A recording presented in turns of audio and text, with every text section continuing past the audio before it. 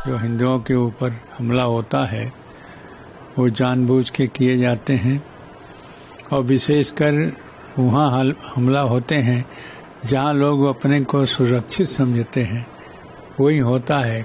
क्योंकि जब हमला होता है तो अपराधी हैं, चाहे किसी भी देश के हो अपराधी, उनके ऊपर कार्रवाई होना चाहिए और कार्रवाई इस प्रकार से कड़ी हो जिससे कि पुनः वो ऐसा हमला करने का साहस न करें। कनाडा के मंत्री जी ने जो बोला है, निंदा किया है, निंदा करने से ही काम नहीं चलता, उनके अधिकार है, वो मंत्री हैं वहाँ के, इसलिए तुरंत उस पर कार्रवाई किया जाए।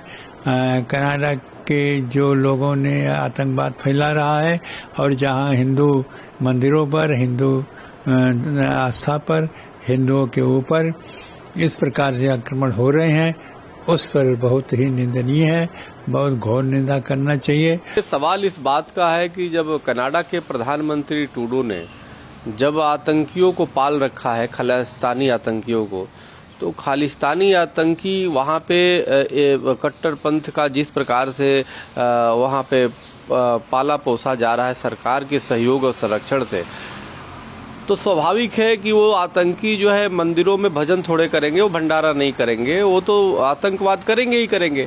मूल विषय ये है कि कनाडा के प्रधानमंत्री ट्रूडो को अपनी कहीं न कहीं उनकी पॉलिसी में सुधार करना चाहिए। वो जाने अनजाने में हमारे जो देश विरोधी खालिस्तानी हैं उनको कहीं न कहीं प्रश्रय देकर पूरे अपने जो कनाडा का एक सम्मान था, गौरव था, गरिमा था, जो शांति प्रिय देश था, उसको अशांति में बदलने का काम कर रहे हैं।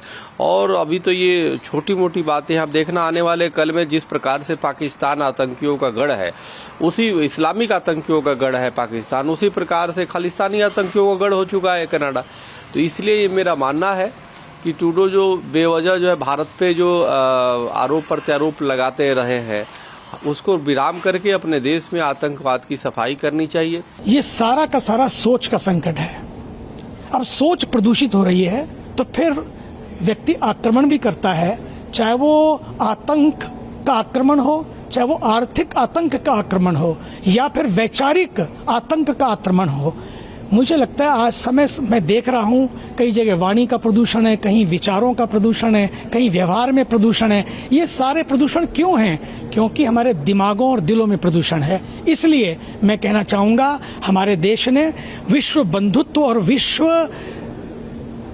एक है, एक परिवार है। भारत के ऊर्जावान तपस्वी प्रधानमंत्री जी ने जब G20 का फंक्शन हुआ, आपको पता है क्या नारा दिया? लोगों ने नैरेटिव घड़े, पर उन्होंने एक नारा दिया। उन्होंने नारा दिया कि one world, one earth, one world, one family और वन फ्यूचर। क्यों दिया उन्होंने? लोग उस समय भी नैरेटिव घड़ते रहे, नेगेटिव होते रहे। वो ना नैरेटिव घड़े ना नेगेटिव हुए, उन्होंने तो इस नारे को दिया, भाई हम एक हैं, लड़ते क्यों हो, आओ मिलकर इस हम सबका साझा वतन है, इसको चमन बनाएं। लेकिन जब विदेश की धरती पर कोई ऐसा अटैक करता है, मैं कहना चाहूंगा उन सभी को, विदेश की धरती पर रहने वाले भारतीयों को भी, और जो भारत की धरती से गए हैं, आज गए या कल गए, 200 साल पहले गए, 100 साल पहले गए, देखिए अपनी मिट्टी होती है, उसको भूल मत जाइए। कर्म करो वहां पर, वो आपकी कर्म भूमि है, लेकिन मातृभूमि को मत भूल जाओ। और ये मत भूल जाओ, अगर बात खालिस्तान की आ रही है, मुझे नहीं लगता है कि खालिस्तान, इसलिए खालिस्तान का आइडिया भी ये नहीं है। सिख बने भी क्यों थे? सिख तो केवल इसी बात के लिए बने थे कि हम अपने परिवार को, जो सारा परिवार है, उसको बचाने के लिए बने थे, मिटाने के लिए नहीं, मिटने के लिए बने थे। हम मिट जाएंगे अपनी माटी के लिए, लेकिन किसी को मिटाएंगे नहीं। आज इस विचारों को मिटाना है, इस सोच को मिटाना है जो दूसरों को मिटाने की बात करती है। India has never attacked on anybody, always attracted. श्रेष्ठ भारत पर खबरों से जुड़े रहने के लिए चैनल को सब्सक्राइब और लाइक करें, बेल आइकन दबाएं और देखते रहें श्रेष्ठ भारत।